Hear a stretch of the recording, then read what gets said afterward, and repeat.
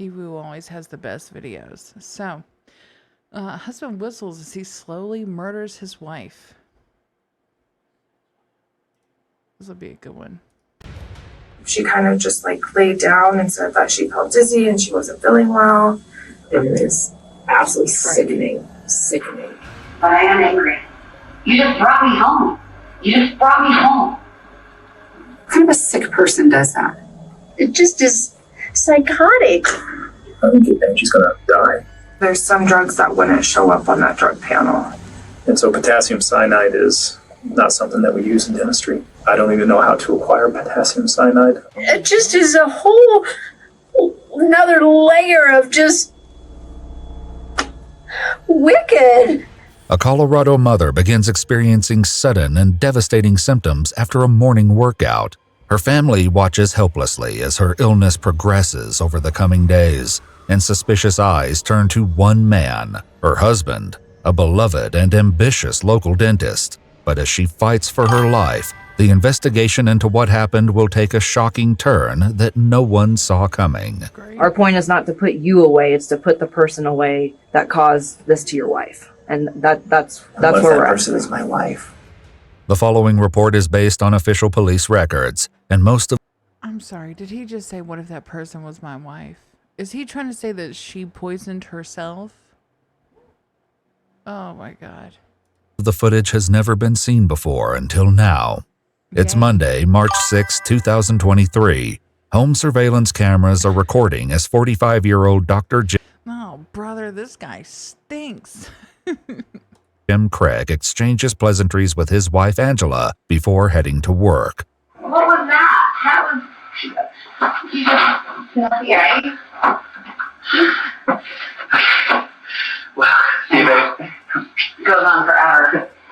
Love you. Have a great day. I'm actually thirsty.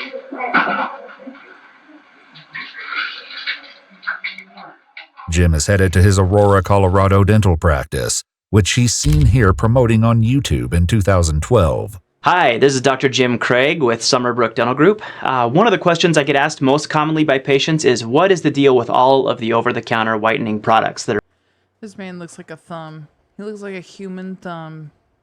are available out there? Jim and Angela have been married for more than 20 years by the morning of the 6th, with 6 kids and what looks from the outside like the perfect marriage. But on 20 years and 6 kids later, you're like, oh, this bitch gotta go. She's gotta go. Are you serious? 20 years and 6 children later, you're like, get the fuck out of here. on this seemingly ordinary day, things would go terribly wrong. They worked out. She had a really hard workout, he said. And then after that, she kind of just like laid down and said that she felt dizzy and she wasn't feeling well. Angela's illness comes on suddenly and she sends worried text messages to her husband, who immediately leaves work. She also sends messages to her sister Tony, who lives in Utah. I can't really explain because my brain doesn't want to work. Something feels really weird in my head, and my body is sluggish, and Jim's going to take me to the doctor this morning. I said, well, that's not good and a little scary. When are you going in? He took the girls to a friend, and he should be home soon. I said, well, what do you think it is? She said, no idea. When Jim returns home, he finds Angela in a terrible state. My phone case is in the bathroom. Okay, I got it. Jim is seen carefully leading his wife to the car, and even from a silent video, it's clear that Angela is barely well enough to walk. They go to the hospital, but the doctors can't figure out what's wrong. Jim brings her home that afternoon, and he later tells his office manager that Angela suspected something was off. He said that he initially thought that she had taken something, and that's what was causing all of this. And then he said, and I think she thinks that I drugged her. I was like, oh, that's crazy. And he said, yeah, the hospital ran a drug panel, and on the way home, she had made a comment like, you know, there's some drugs that wouldn't show up on that drug panel. The cameras watch as Jim and his wife return home, Angela clearly still feeling the effects of the mysterious ailment. The next morning, she confronts him about what went down at the hospital. It may not be your fault that they didn't do their due diligence or anything like that, But it's your fault they treated me differently. Like I did it to myself. And like nothing I said could be believed. Because I didn't say to her, I'm afraid she did this to herself. I just said, are you going to do a drug panel? You think that's not enough? Neither of us said, I think she did this to herself, or I think she took drugs, or I think that. Neither of us said that. That's And how do you think it would have gone if you had actually defended me? Well, I also wanted a drug panel because you were accusing me. I wanted that for me, too. It may be the first She was accusing him? Oh no, girly pop. You should have just called 911. sign of strain caught by the cameras, but as those who know the couple best will reveal, it's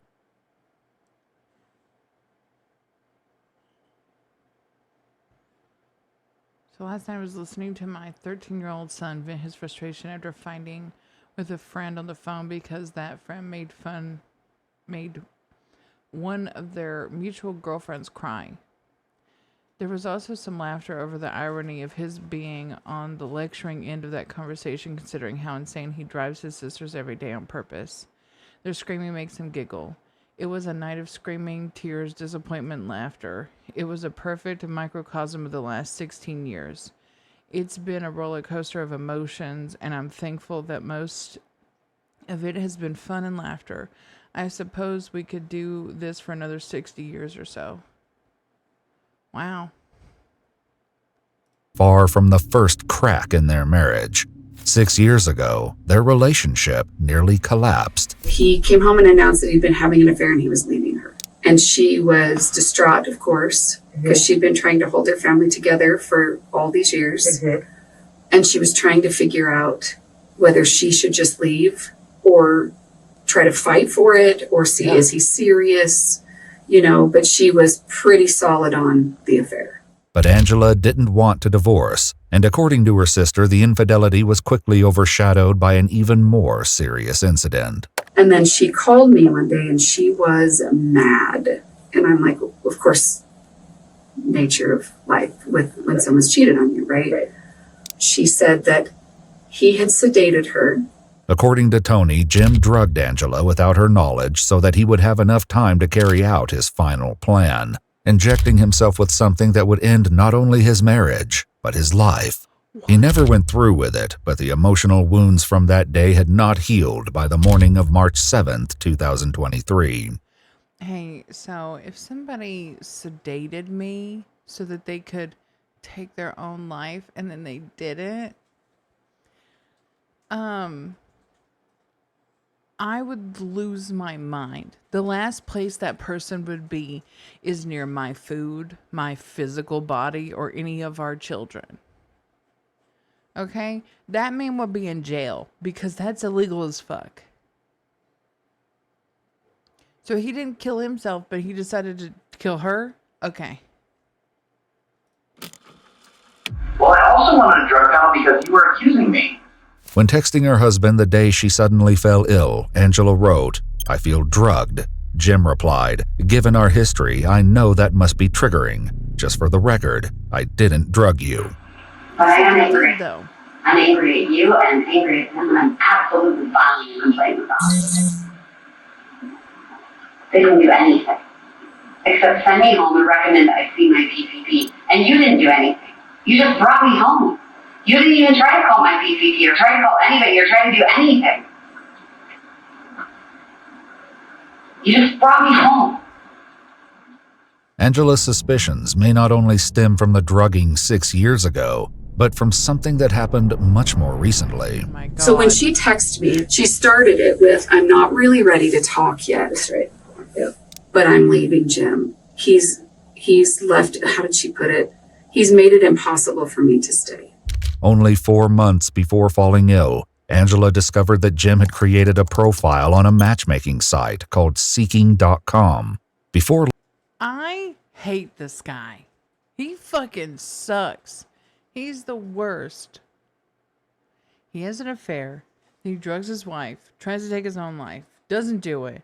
Then he's out here on Seeking.com looking for hookups. You have 6 goddamn children. Like, why can't you just be happy with that? I will never understand this. Men hit a certain age, for some of them, and they're just like, you know what? This woman that's been reliable and taking care of me and been great to me all this time, I should go and just fucking ruin her life and mine too. Ruin our family, ruin our children's lives for, I don't know, for a nut? Like, really? Like, I should throw away our entire lives just to get some. That's what I need. 20 years down the drain. Don't care. Don't care. Like, what the fuck? Like, I don't understand that. Why can you not be happy with the family you started? Intentionally. There are 7 people dependent on you, bro. You got 6 kids. No one in their right mind is going to want to put up with a dude who's got 6 fucking kids. And what's worse is, what are you going to do? You going to hang out with your 6 kids every other weekend in a bachelor apartment with 1 bedroom? Hell no. Plus, you're a dentist. You're not a millionaire. Like, you work for a living, bud. So for you and your wife have to work. So you're going to find somebody else, a new person, probably younger, who doesn't have the same financial position as you and your wife, to what? Pick up the slack for you? To be a co-parent to your 7 kids? No, nobody's going to sign up for that. You are stuck, buddy. You are stuck. If I started seeing a guy and he said, hey, by the way, I have 6 kids, I would leave right then. I'm not finishing the conversation or the date. Bye. What the fuck? And it just pisses me off. We hear these stories time and time and time again. It's like, well, he went through a midlife. I don't care. Women go through midlife crises and they color their hair a different color and start using more lotion. Men go through a midlife crisis and they're like, I need to dump my family, buy a cool car, and start dating 20-year-olds. What a fucking loser. What a loser. And he looks like a fucking creep, by the way. This haircut's terrible. He looks like the son of Satan. He looks like the Antichrist. I don't know why anyone would want to be anywhere near him. Jim and waffles, both really nice to wake up to. I want to pull my teeth out and jam them into my eyes so I never have to see anything to do with this man again. Long, he'd found a woman to spend time with. James and I had a relationship for, honestly, I think it might have been like 3 weeks, maybe a month. Okay. And it was like November and December, ended in December. This is embarrassing to admit, met him on a sugar daddy site. Okay. Did he take you on any vacations or anything? He did. That was December. We went up to Bozeman, and then his wife found out, and immediately the next day we came back to Denver. Okay. So she found out while you guys were in Bozeman. Correct. Is what he told you. Okay. We didn't even. Are you? I'm telling you right now. So this woman found him on a sugar daddy site, and then his wife found out. He can't be a sugar daddy. He can't have been making that much money as a fucking dentist. And I'm just thinking about this now. They have 6 kids, and he's just killed their mom. And now he's going to jail. So, you know what that means? Somebody's going to have to take in their 6 fucking kids. Spent 24 hours in Bozeman. Oh my God. Okay. Yeah. Jim managed to smooth things over with Angela, promising that he was merely stringing women along with attention and money, but with no intention of actually cheating. But even on March 1st, after Jim returned from a speaking... He had no intention of actually cheating. Sir, you're paying for someone to go on trips and you're not going to bang them? Then I'm confused, I guess. I don't understand this modern cheating. Engagement in Las Vegas, texts show that the mistrust remained. Is there anything else shit. you're not telling me? Angela asked. Jim replied, no, there really isn't anything else to disclose. I really was in Las Vegas by myself, and I don't want to sleep with anyone else but you. By March 8th, 2 days after Angela's trip to the hospital, I'm sorry. Hang on. I just need to see this kitchen one more time. by myself, and I don't want to sleep with anyone else but you. By March 8th, What the fuck is this?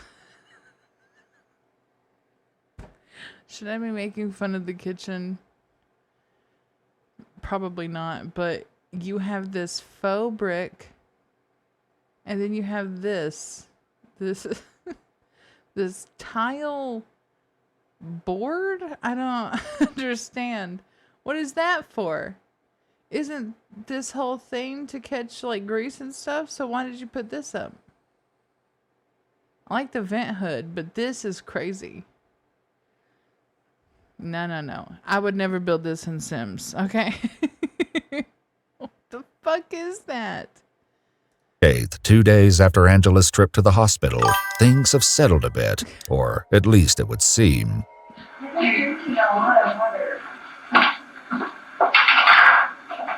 Yeah, but you haven't been eating. At all. What? And I didn't exercise today, so Yeah, that's true. Please don't exercise today. Oh my gosh. Oh no. I don't think I could if I wanted to. Good. Because I don't want you to exercise today and then like pass out and be dead on the bathroom floor. The day passes without incident, but the next day, Angela takes another sudden turn for the worse. Oh my god, she's crawling on the floor. Hey, Mom just threw up and she asked me to call you. And how long I think Your kids are there. Your kids are there hanging out with their mom who you're killing. Okay? What a sick fuck. Angela's daughter takes her back to the hospital, but this time she won't be coming back home so quickly. She has been battling a really weird illness over the last 4 days, we have been to the emergency room twice, urgent care once, and now she has been admitted to the hospital even though nobody can figure out what's wrong, period. But his wife, Hearing him talk out loud, saying all that, it's like he's dictating with fucking Oxford commas about his wife's battle with whatever he poisoned her with. increasingly serious illness appears to be no match for Jim's cheerful disposition.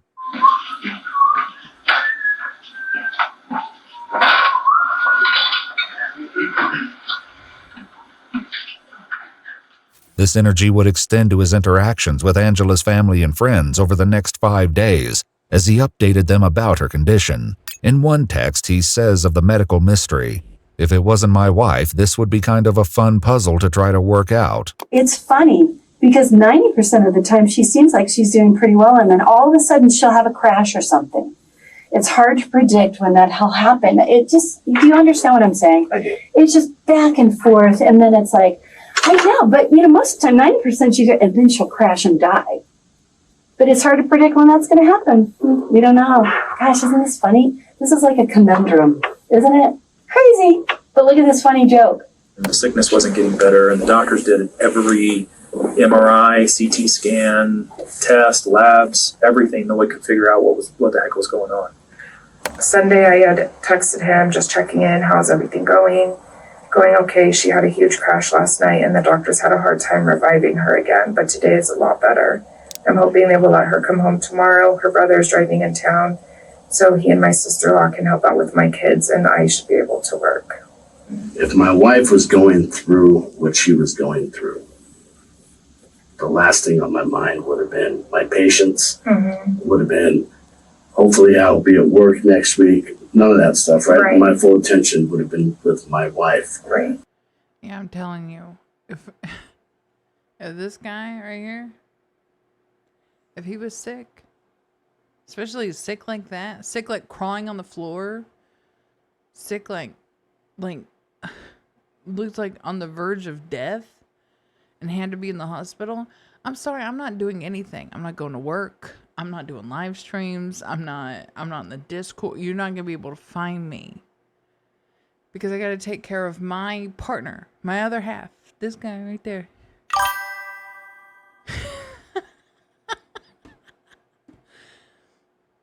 He likes to joke. He thinks he's so funny. But the last thing that would be on my mind is working. That's crazy. Did that strike you as odd? It did. Yeah. And what was weird to me too is one day last week, and I don't remember what day it was, but I was talking to him on the phone, and he had made a comment, I don't think she's going to make it through the night. On Sunday, March 11th, 2 days into Angela's hospital stay, Jim calls her sister, Tony. And then he just says, and I'm telling you right now, Tony, if she dies from this, I'm not allowing him to do an autopsy. Okay, so this is where it came in. And I said, whoa. This is where She is not dying, number one. And number two, why not? Mm-hmm. And he's like, well, they don't know what they're doing. And they've already done enough to her. I'm not letting them cut on her. But despite Jim's pessimism, Angela slowly improves. And by Tuesday, March 14th, the hospital sends her home once again. No. That night, Jim texts her sister to provide a grim update. Tony, I'm not going to lie. I don't want to tell the whole family this, but she doesn't look good. It's not as bad as when I came home on Monday and saw her, but she's in really bad shape. This time around, Angela's brother Mark and his wife are in town to watch over her while Jim goes to work on Wednesday morning, March 15th. She wanted to try to come outside and eat, and Jim had pressed make sure she takes her meds that morning. Make sure she takes her meds. And she went back into her room, and 30 minutes later, Mark went in, and she did not look good. And she was not doing well. The camera watches as Mark and his wife lead her to the car to head back to the hospital. It would be the last time Angela would ever appear on her own home surveillance cameras. They get to the hospital and check Angela in. Not long after, Jim is seen on camera arriving at the hospital himself. He stays for about 20 minutes and then leaves again, right around the time Tony calls him to find out what's happening with her sister. And so I called him. I'm like, I want to know what's going on right now. And so he starts talking to me, but he's not at the hospital. And I'm like, you're not there? And he's like, well, I had to go, apparently he had gone to the hospital. Mark said he did initially come there, but then he told me, I had to go back to work and get some things kind of squared away, so I can go back up to the hospital, and I'm just going to run through a couple of drive-thrus and get some food. Started getting some text messages that she wasn't doing well again, and things were not really looking good at all. Like things took a turn for the worse. Jim and my wife had more communication today. I had no communication with Jim until I got to the hospital. Okay. But I started getting more information from my wife today. And at one point she says, she called me and she's like, I think Angie's gonna die. And I was like, are you being serious? On the surveillance system, Jim is seen going into Angela's room, leaving and then going back in again, all within the span of a few minutes. Jim stays in her room for only 1 minute this last Was he drugging her at the hospital? time, and when he comes out again, it's very obvious that Angela's condition has suddenly and dramatically changed. Comes a whole slew of doctors. There was like 5 of them. I was like, this is not good. I know how to do it. I was like, this is not good. They're bringing witnesses, a panel of witnesses. And I looked at my wife. I said, that's not good. And as soon as the door opened, after 10 minutes, Jim came out and was just bawling. And they basically told him that she's not going to make it. The next thing I get, he says, hang on, crash. Who kind of a sick person does that? And I'm panicked. They said, what crashed Jim? Are they able to bring her back? I don't know what's going on. They think seizure. Intubating her. Why? Now I know it's really bad because they're intubating her. Can't get the tube in. Emergency anesthesia team is paged. What? Why? She's not maintaining her airway, bagging her. Cannot get the breathing tube in. What does the anesthesia team do? Get the tube in. Are they there yet? I mean, I'm just panicking. The staff at University Hospital does everything they can to bring Angela back following a seizure and a rapid medical decline, but it's no use. Because she's an organ donor, she's put on life support in the ICU. But just as her family and friends begin to face this tragic ending, an unimaginable suspicion arises. It comes via Jim's office manager, Caitlin, who reveals that she's been holding on to a dreadful secret. So I called Jackie and I told her, I'm going to tell you something and it's going to sound really insane. And she said, I know what you're going to say. I have the same thought. And I said, well, what do you mean? And she goes, well, I have the same thought that maybe Dr. Craig has something to do with this. As Caitlin continues to share, it becomes clear that this is far more than idle speculation. Last Monday, the 6th, Dr. Craig, his wife, got really sick. That was the first day that he left in the middle of the day to take her to the hospital.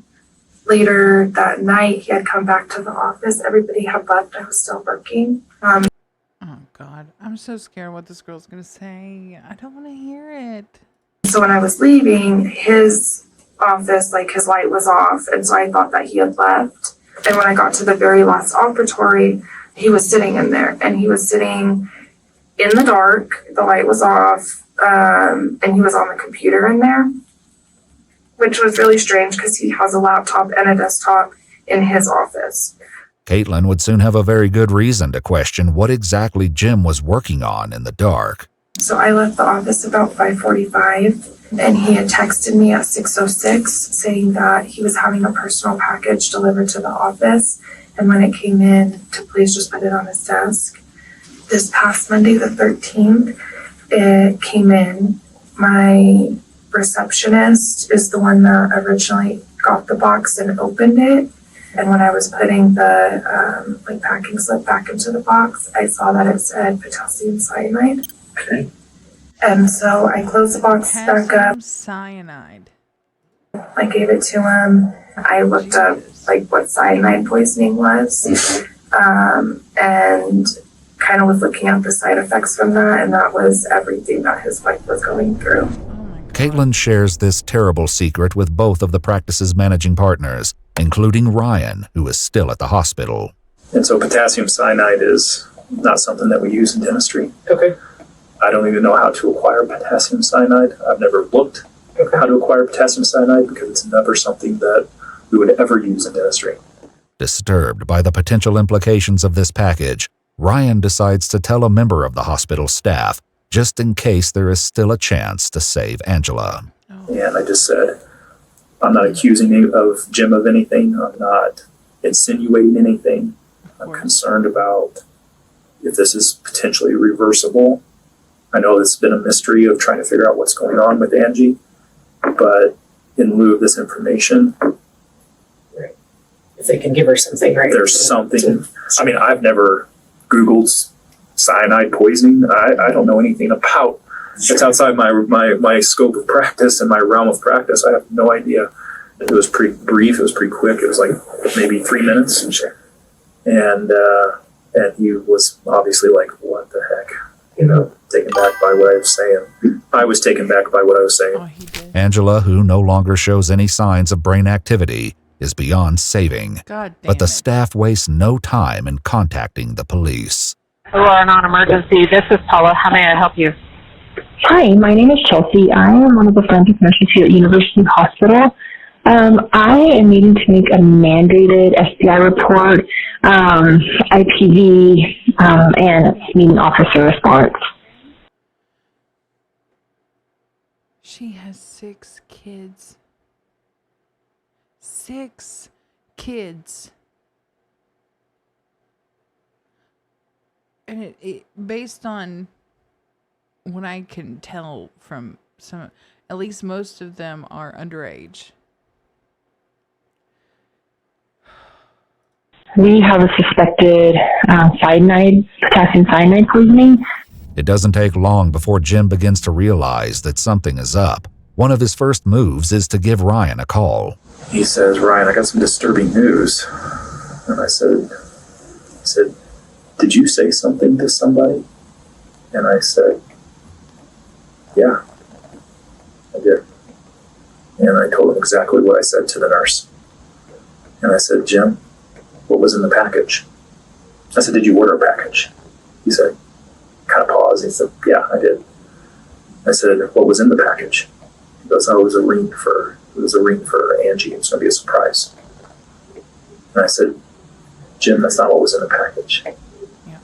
And he goes, what do you mean? And I was like, the package was opened. And he's like, no, it wasn't. I said, yes, it was, Jim. Jim, I know what's in the package. And he wouldn't admit to what was in the package. And I said, Jim, potassium cyanide was in the package. Why do you have potassium cyanide? The shocking answer to that question is one that Jim will give to many people before this investigation is finished. But when police go out to his house that night, his lips are sealed. All right, so we'll have to deal with him then too. So he won't be allowed either. I mean, absolutely nobody can go in. So okay, that's fine. I'm sorry. No, that's all right. All right. Say, Brian, we got the husband right here. Did you talk to any officers up there? No. Okay. I think our detectives are going to want to talk to you. Okay. Yeah, would that be okay? I think so. Okay. I've never done this before. Do I need to do like on the shows and say I did a lawyer or something? No, you're not a suspect or anything that I'm aware of. They just want to, see what's going on here. Okay. Can you hang tight for a second? I'm going to give them a call and see what they want to, if they want you to come in or whatever. A few minutes later, the officer returns. I want to know if you'll just meet them down at the station there. I will, and I think I have to do that. Well, I think I have the information that they're looking for, but I'm scared to death to share it without an attorney. So I'll go down there, but I don't want to talk tonight without an attorney. Okay. But I have the information they're Well, looking yeah, for. I mean, it's. And I'm I have information, but I don't know if I want to share it. Excuse me? not dangerous and I'm not a flight. It's completely voluntary. You don't have to. I mean, we're not forcing you to go. Okay. But I do want to talk to him. Okay. I just want to do it with an attorney.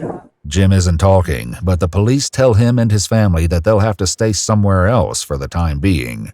Yeah, I mean, you're free to go. You're not under arrest or anything like that. So, they'll be in touch with you. Okay.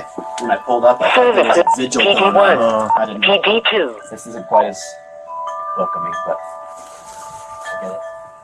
The next day, the cops search Summerbrook Dental, and 2 detectives assigned to the case head out to see Jim. I'm Detective Olson. This is Detective Graw. Okay. I guess we're coming to, talk to you or kind of see if you want to talk to us. Okay. Is that something you're interested in? No. Okay. And that's fine. So we have a search warrant for this house, but basically for your cell phone, Angela's cell phone, your wallet and or your laptop. Okay. Look at this man's face. His eyes are so red. Like, are you drunk or what's going on? The detectives ask Jim to come out to his truck so they can photograph the contents of his wallet. So, am I a suspect in something right now then? So here's where we're at. There are questions. Yeah. And I have based answers. on what we've heard. Yeah. I know what they are and I have the answers. Okay, well, until they're answered, it's hard to say yes or no to what you just asked me. Am I a suspect or not? Well, I guess it kind of depends. It kind of depends how this shakes out. We're hoping this takes that turn and it's not as big a deal as it sounds, but we're going to still treat it like it could be criminal until we find out otherwise. But your attorney's going to tell you I just not to talk to us without them there. I know. So, no, I guess what I mean is there's going to be a funeral coming up. I just don't want to be like handcuffed in front of my kids while I'm making funeral preps and taking off to jail. And that's why we tried to call Jennifer today, and that's why I knocked on the door lightly, and we didn't come like we're just in our jackets for the decency of your family. Later that day, Yeah, no. Put him in jail. Do not let him go to this funeral. Don't let him. Tony, who has arrived in town with several of Angela's other siblings, has 2 interactions with Jim that strike her as off-key. I'm sorry. I'm thinking about, I don't want to be handcuffed in front of my kids.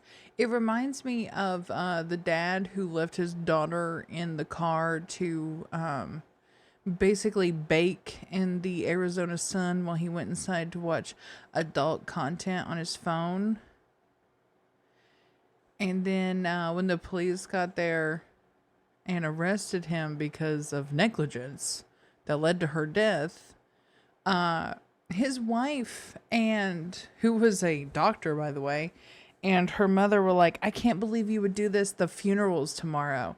Hey, if my husband was so negligent that he killed one of our kids, the last fucking thing I would want is for him to come to the funeral of the child he killed. But maybe I'm just a normal fucking person. I don't know. But if this was my sister and she had just died mysteriously and her husband was like, I don't want to talk until after the funeral and blah, blah, blah, I would be like, yeah, no, take him to fucking jail. Get him the fuck out of here. Get him out of here. I would be pissed off and disgusted. There's no fucking way I'm letting you come to the funeral. You're the reason that we're having one. And he comes over and he goes, I have a funny story. I think you guys will appreciate it. He's like, yeah, we were in the car and said, now that mom's gone, can we watch Sharknado? I looked at him. God, are you kidding me? But I thought, what is that? So now that mom's gone, everyone can do everything bad. Then he goes, yeah, I just did all of her laundry and we're very picky laundry people. I'm like, whites do not go with any other color. You know, I have everything separated. Half of it's dried out, you know, and he's like, yeah, I did all of her laundry and I stuck everything in the same load just to stick it to her. Out loud, no lie. 2 days later, on March 18th, Angela is taken off life support and passes away. That night, Detective Olson asks Jim to meet them so they can give him his phone back. But as Jim soon finds out, that's only a pretense. Oh, how are you? I'm great. How are you doing? Well, yeah. Hello.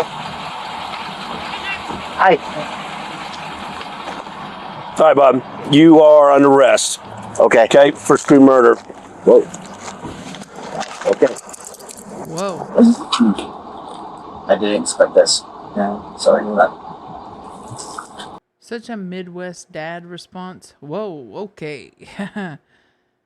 Under arrest for murder. Is this one of his kids? Who is that? I thought I was just getting feedback. As Jim is taken into custody, a detective lays it out for his brother. Just for you and the family, I mean, obviously this is shocking. From our standpoint, he's responsible for Angela's death. Okay, no doubt in our mind. In this case, then, are we just supposed to proceed through the funeral without him? Yes, he's not going to be able to get out of jail. I mean, if you guys... Will he be able to attend the funeral? No. That's no. Cool. No. He won't have a bond, so he won't be able to get out. And I think if you really sit back and wrap your mind around it, I don't think he should be at the funeral when he's the one who caused the funeral to happen. He's still innocent until proven guilty. It's true. Report, right? It's true. But I just want to give you a heads up that that's why we're here, and that's why he's got a warrant for his arrest, and that's why he's in custody.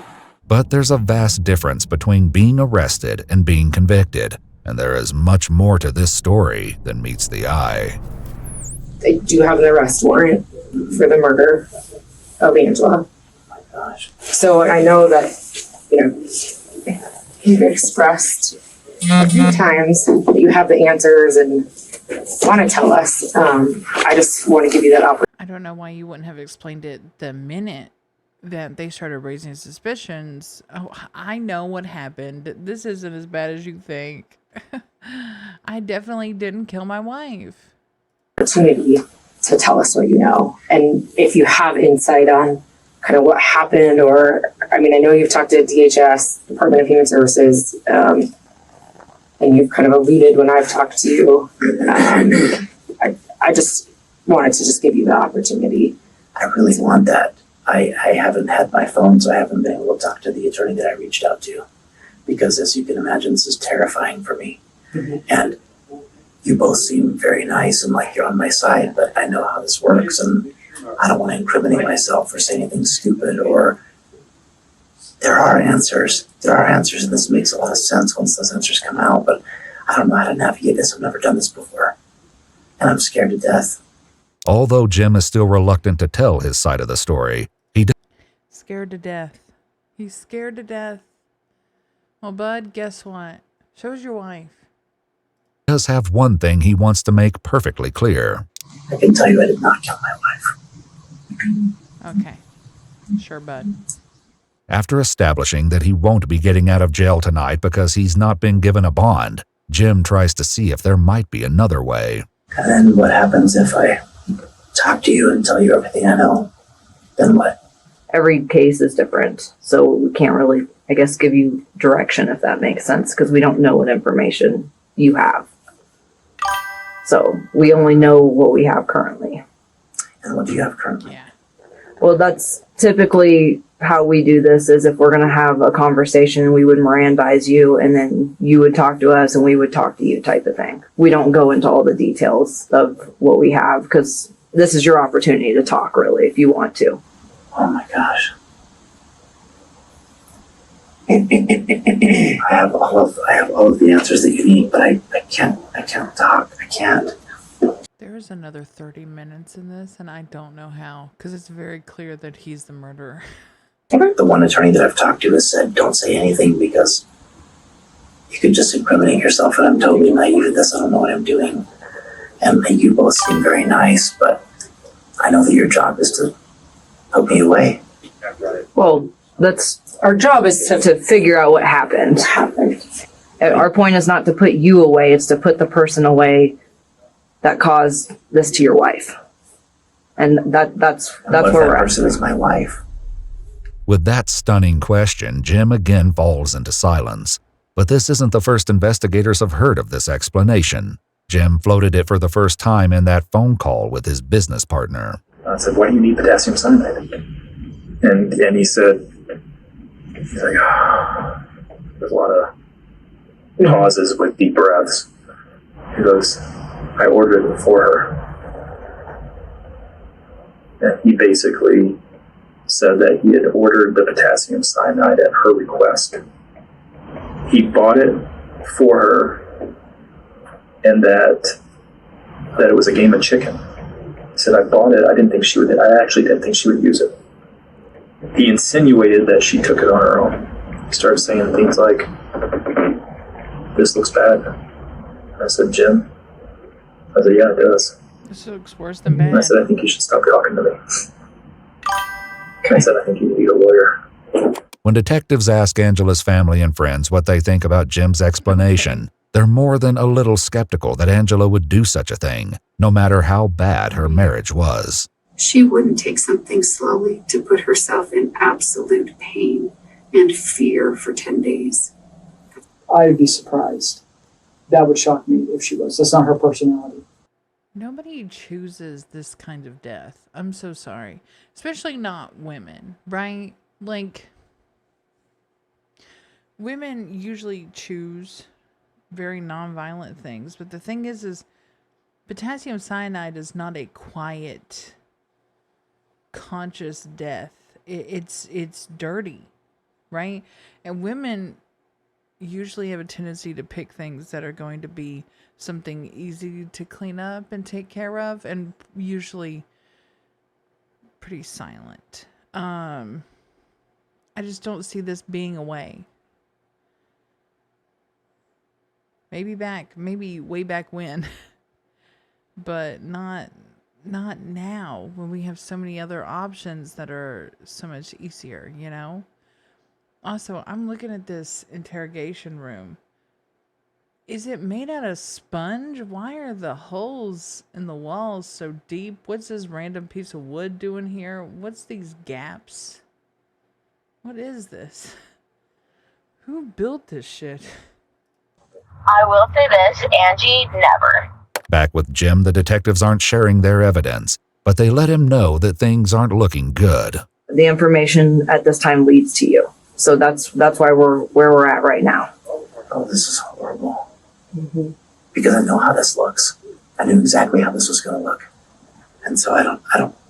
I'm so sorry. I don't know, Detective Wilson. No, you don't have to be sorry. I mean, this is a scary situation. We're not here to pretend that it is. Yeah, it's really scary. And my that's kids why could lose both of their parents. I know. And I didn't do this. And I don't know how to exonerate myself. I don't know what to do. All I can just say is I'm sorry, and I'm sorry that we're here and in this situation. I am too. Yeah.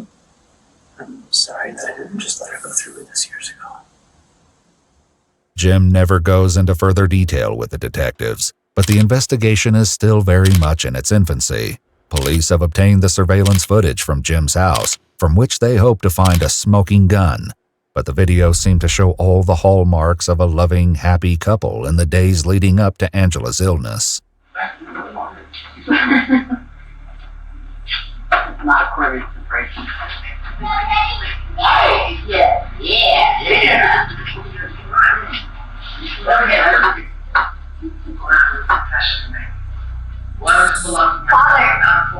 I accidentally hand washed your pants. Oh. Hey. Oh, I gotta get going. All right. No, you gotta go back to work. That was quick. Baby.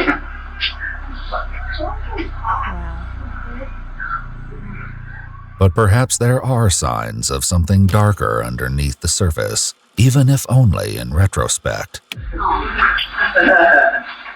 Every time I get a package in the mail, now I'm like, I should order custom.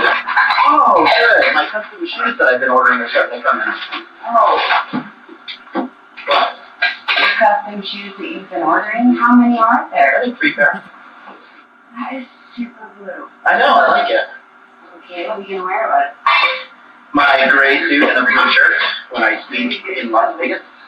Jim went to Las Vegas a few days after that conversation, and it was there that he met another woman, an orthodontist from Texas named Karen. Police want to speak with her next, and fortunately for them, she happens to be in town. Hi, Karen. Yes. I'm Sergeant Lawnecker with the Aurora Homicide Unit. We've taken Jim into custody for homicide, and I was wondering if you have a minute to speak with me. Can I, Yeah, what did get dressed? Yep. So I don't know. Basically, obviously, I didn't find you by a miracle. We are aware of yours and Jim's relationship, and basically your emails and stuff back and forth between each other. And he's been taken into custody for killing his wife. So I don't know. No reaction. You know, obviously we consider you to be a motive for him to do that. I don't know what kind of communications he's had with you about his wife and what's been going on with her. We have noticed that you seem to come to Denver when his wife was in the hospital. And I don't know if that's just what kind of timing is, you know, that is, or what he's telling you, or how he, you know, you guys are setting up when you're going to come out here. So I don't know if you can shed any light on any of that. A search of Jim's email account shows messages between the two of them, some of which show Karen's travel itinerary. One trip overlapping with Angela's first extended hospital stay, and a second trip overlapping with Angela's final crash and eventual death. Wow. But Karen says those dates are misleading. I had a ticket for the 8th that I changed to. You didn't come out here then? No. Okay. I had Southwest, so it was free to change. Okay. So I just changed the dates to the 16th. So this is the first time you've come out here? Mm-hmm. How did you meet him? At a meeting, dental meeting in Las Vegas. Though Karen acknowledges that she's out here to see Jim, she says that their relationship is not as far along as their messages might suggest. I mean, we shared a lot of, you know, personal information kind of quickly, just like history and, I don't know, kind of, but we haven't been physically intimate or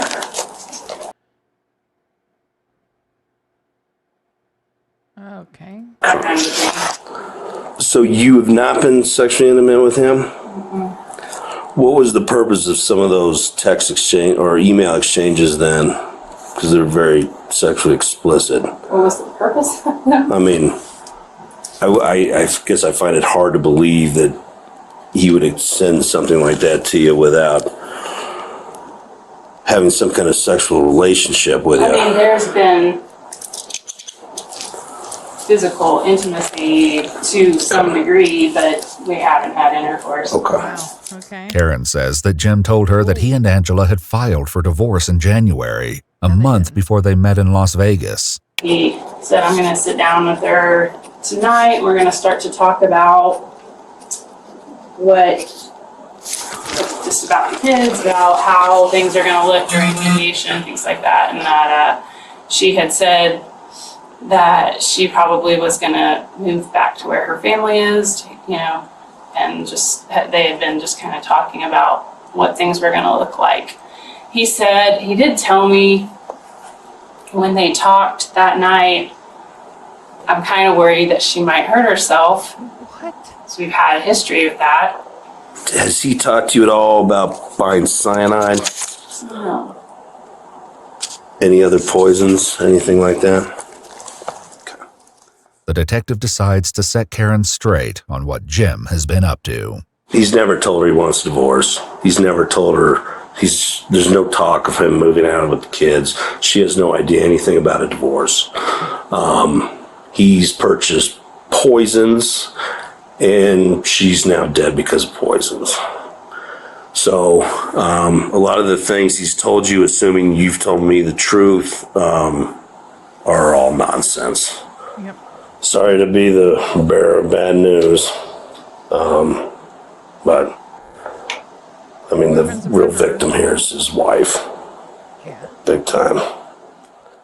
The next morning, Karen talks to Detective Olson. She shares a conversation she had with Jim after Angela passed, in which he talked about all the things he would need to do to get his affairs in order. Life insurance was in that string of thought, and I was like, oh, is life insurance going to change if this is, self-inflicted? And he said, no, I got a policy that doesn't have that, that has an exclusion for that due to our history.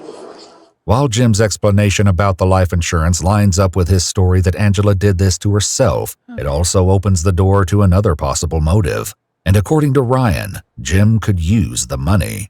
It was in January where we decided as a company that we could not continue to pay his creditors from his first bankruptcy at the level that we were paying it, and he was going to have to take some more involvement in it. Oh, so he was running out of money and he was having affairs and also getting sugar babies, and wow, this guy's just great. Great husband, great guy. And he was going to take a pay cut a little bit. So I know that probably creates some financial pressure on him a little bit. So we've put in about $350,000 into saving his. According to Elizabeth, the woman Jim met on Seeking.com and took to Bozeman, Montana, this financial strain didn't stop Jim from spending his money. Did he give you, I'm guessing he paid for that trip, correct? Correct. Yep. And then did he give you any more funds other than just the trip? He did. Yeah. And how much was that? I want to say in total it was probably about $9,000. Okay. It was for the monthly allowance that we had talked about as part of a traditional sugar daddy, sugar baby relationship.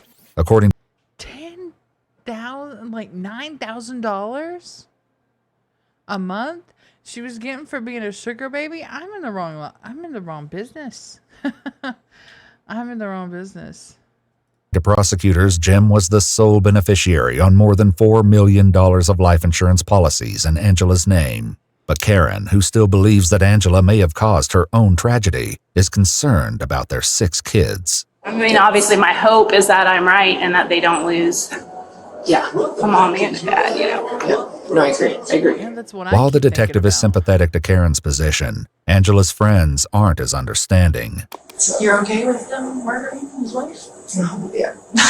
That's I was just like, okay. And we interviewed her the night he was arrested, and then I interviewed her again this morning. And really, it was just to get to the bottom of, did she know? Right. Like, is she a core conspirator? Were you involved? I don't think she knew. I think he schmoozed her and Oh yeah. Like did so. I mean, she probably also doesn't know he's broke too. So her life has been blown up as well. I don't think she. I mean, obviously, she didn't ask for this. Indeed, it's clear that the fallout from this case has affected everyone involved at the deepest level.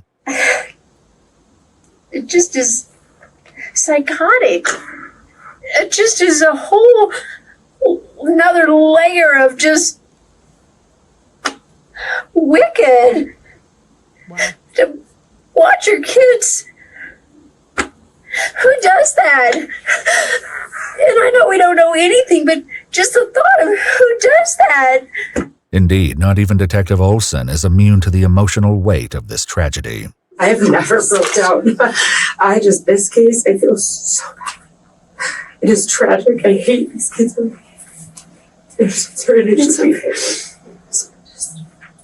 I hate little kids that we deal with. So the kids are in denial. They will not believe for 1 second that he would do this. And I understand why. Now in jail, Jim is determined to prove his innocence one way or the other, and it's to one of those kids that he turns to for help. He sends a letter to his oldest daughter. "I'm going to ask you to help me with something really hard," he writes. "We need to make a deepfake video of Mom saying she asked me to order cyanide and that she was going to take it herself." Oh my It's God. only the beginning of Jim's efforts to exonerate himself, as demonstrated by a call police make to the mother of his cellmate.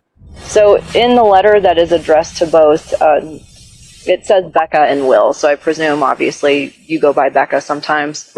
And in that conversation or in that letter, Mr. Craig has essentially asked that your son or you help him with some things in lieu of getting the transplants or the teeth that he would do for you.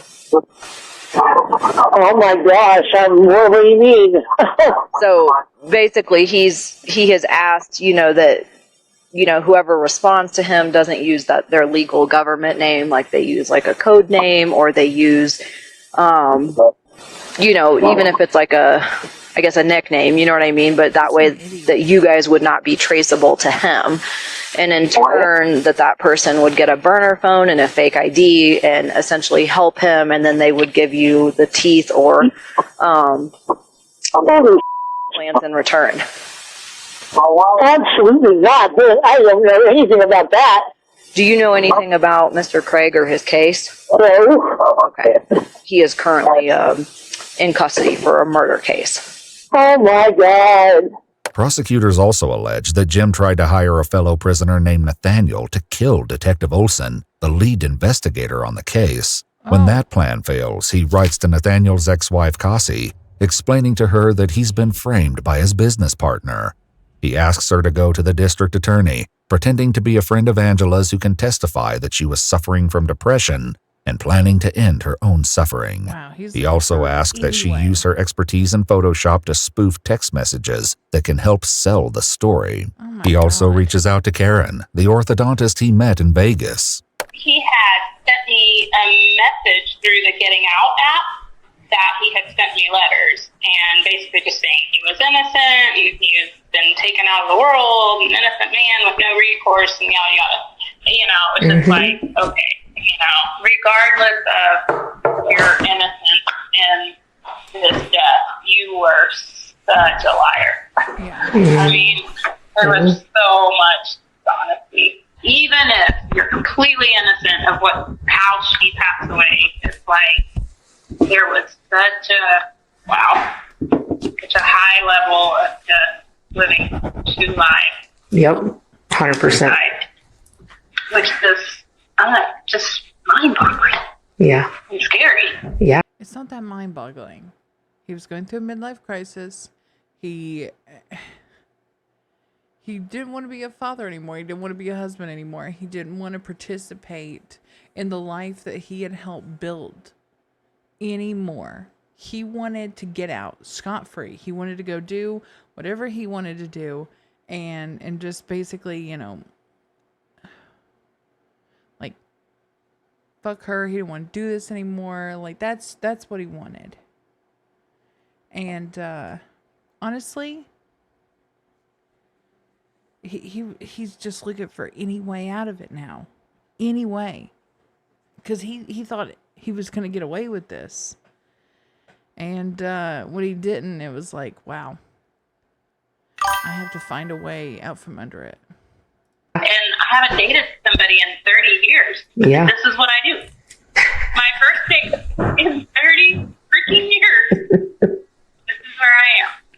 Wow. In their investigation, police discover that Jim communicated with Karen using an email address he created only 4 days after meeting her in Las Vegas. They also take a look at Jim's devices and search history, where a bleak picture begins to develop. So there's nothing really on his phone. There's nothing on his laptop. Computer number 9, in exam room number 9. He's searching, will arsenic show up in an autopsy? What are the top most 5 undetectable poisons to kill a human? And I can go on. And it is absolutely sickening. On that specific computer, Jim searches, how many grams of pure arsenic will kill a human? Wow. Where to purchase arsenic? And clicks on a video titled, The 5 Most Dangerous Chemicals on Earth. The new email address he created to communicate with Karen is used for only one other purpose: purchasing poison. Great. He ordered arsenic first. That was delivered to his house on the 4th while Angie was out of town. The outside surveillance cameras show the mail truck drive past Jim's house on March 4th. A short while later, Jim is seen walking down the street. He returns minutes later with a couple of envelopes in his hand. Every time I get a package in the mail, now I'm like, I should order. It was this purchase of arsenic that investigators believe was used to put Angela in the hospital the first time on March 6th. He said they got up, he made them both like a shake, like a protein shake. And I don't remember what he said he had put in it, but it was like a pre-workout or something with caffeine, and whatever he had put in it was like 3 times the normal amount that she normally takes. But investigators believe that Jim Craig put something far more dangerous than caffeine into her protein shake that morning.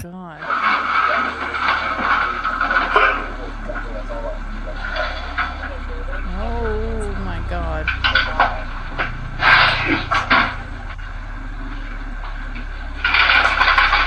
Her drinking that and then working out, it like sped it up in her system.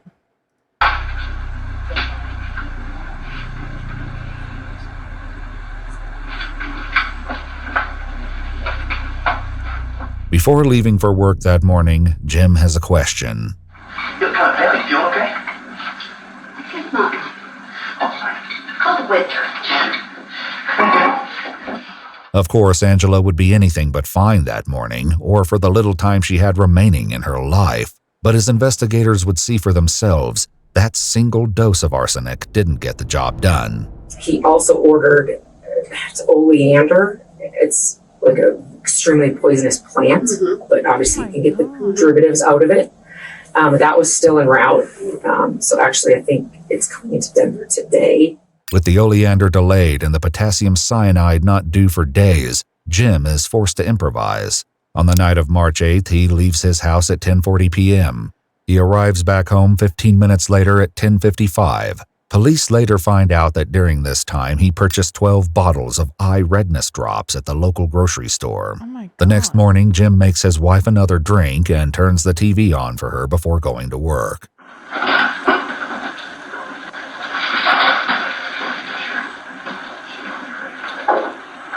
He poisoned her with eye drops? I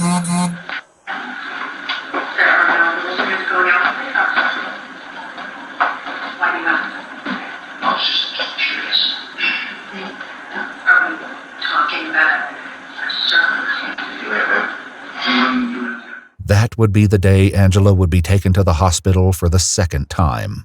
Toxicology reports would later confirm that she had tetrahydrozoline in her system at the time of her death. It's the active ingredient in Visine. When swallowed, it can cause illness and even death. And yet it's still not enough to kill Angela. The package of potassium cyanide comes to Jim's office on March 13th, and investigators believe he gave her the first dose inside a capsule that was supposed to contain an antibiotic. He wrote out this timeline in his phone, basically the hours after he's confronted by Ryan and Michelle. Detective Olson says that Jim used this memo to tell the full story about Angela's desire to order poison for herself. And that she finally said, I'm just going to do it. And he said, fine, I'm done. I'm done trying to save you. I'm not going to save you this time. He said that he took the clindamycin and put potassium cyanide in the capsules. Put the potassium cyanide inside the clindamycin capsules. That's it. I knew it. It is also in Jim's memo that investigators make one last horrifying realization. Even after Angela was rushed to the hospital for a final time, Jim was apparently not done yet. Oh my He God. says he went to university, gave her a syringe, which is, no doubt in my mind, that's potassium cyanide, gave it to her. And then he left the room and said, like her arm hurts or something. And he came back and the syringe was empty and that she put it in her IV port at university. And that he then took the syringe back and put it in his pocket.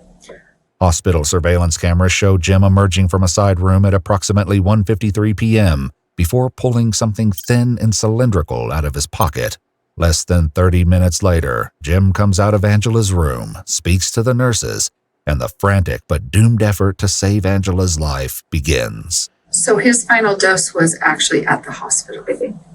We were trying to figure that out. Jim goes to trial on charges of first-degree murder after deliberation, 2 counts of tampering with physical evidence, 2 counts of soliciting perjury, and a final count of soliciting first-degree murder. His defense, that he merely purchased arsenic, oleander, tetrahydrozoline, and potassium cyanide at the behest of his wife, is rejected by the jury, and he is found guilty on all counts. I can't even say that he's narcissistic. All I can say is he's pure evil. He's pure evil. At Jim's sentencing hearing, Tony said to him, "Angela was a light you never deserved. You may have temporarily dimmed her light in this life, but it will continue to shine in those she loves and that love her in return." In July 2025, Dr. Jim Craig is sentenced to life in prison without the possibility of parole. His wife, Angela Craig, was 43 years old. This guy is awful. He poisoned her at the hospital, leaves all of his kids without a mom.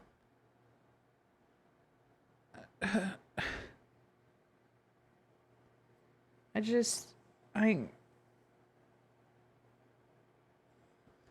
poor woman, her poor children, her whole family, they didn't deserve this.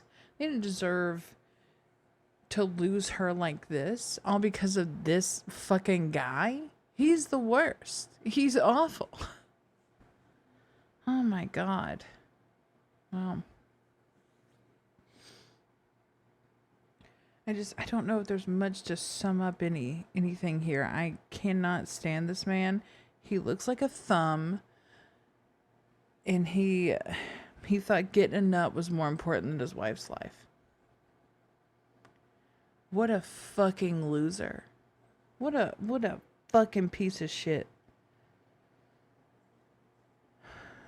That's all I have to say. I can't think of anything else. I'm disgusted. If you'd like to see select new... Okay, that's the end. Boy, oh boy, do people just let you down. Husband of 20 years. Kills his wife, the woman who gave him 6 children. And who still, at her age, was like working out and trying to stay fit and trying to look good. And he's out here cheating with this one and that one and the third. Disgusting. You just can't trust anyone anymore, huh?